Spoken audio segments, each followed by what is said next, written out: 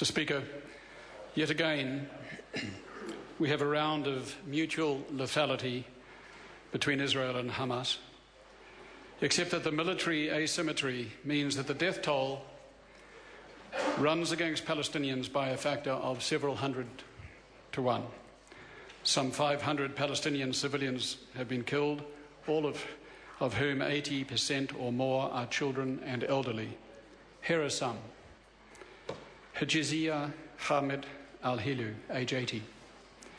Saber Sukur, 80. Salah Awad Al-Nawasra, 6. Nidal Khalaf Al-Nawasra, 5. Mohammed Khalaf Al-Nawasra, 4.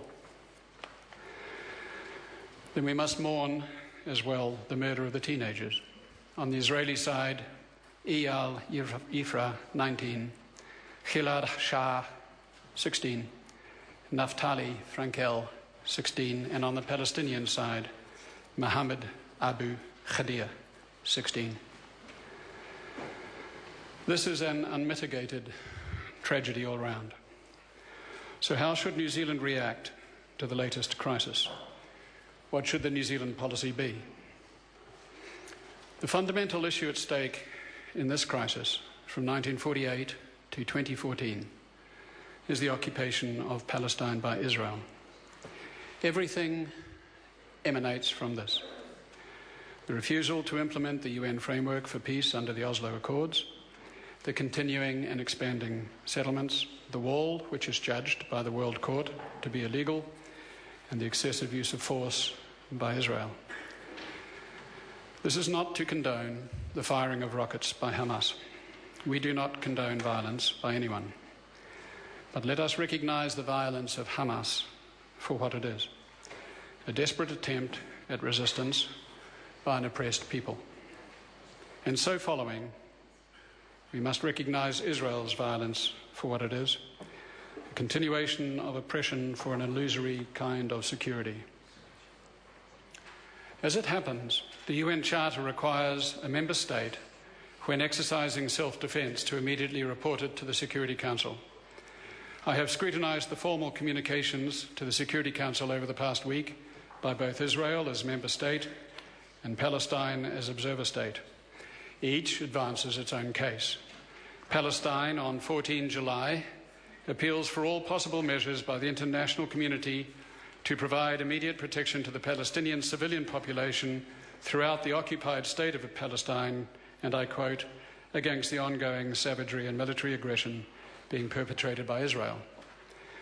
On 16 July, Israel calls on the international community to stop the attacks on Israeli citizens by unequivocally condemning Hamas and supporting Israel's right to defend its citizens. Israel justifies its actions in Gaza in the name of self-defense.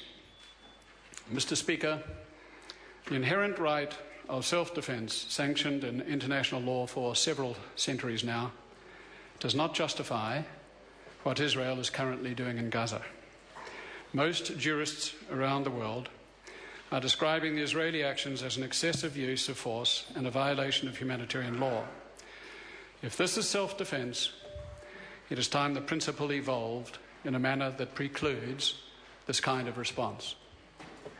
For we all know that whatever the principle of self-defense might justify, it does not justify the kind of collateral civilian damage to Palestinians we are witnessing this past week. The Green Party is calling for an immediate ceasefire in Gaza and for Israel to withdraw its military forces. We condemn the violence and invasion of Gaza and the disproportionate use of force by the Israeli military.